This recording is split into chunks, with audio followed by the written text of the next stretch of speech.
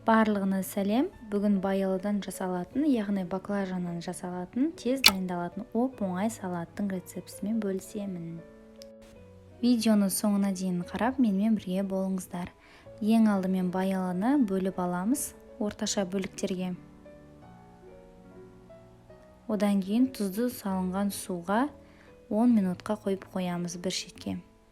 Кейін суын төгіп тастағаннан кейін 10 минуттан кейін 2 қасық крахмалды сеуіп араластырамыз.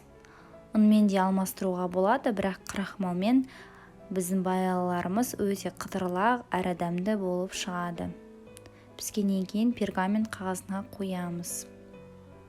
Енді соус жасаймыз. Ол үшін соевый соус, май, бал, укроп пен сарымсақ және лимон суын барлығын қосып араластырып соусымызды да жасаймыз. Енді болгар бұрышын тураймыз.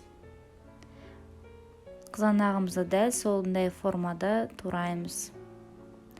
Барлығын бір ыдысқа салып, біздің соусымызды құйып, ыдысқа салып, дастарханға қоя берсеңіздер болады.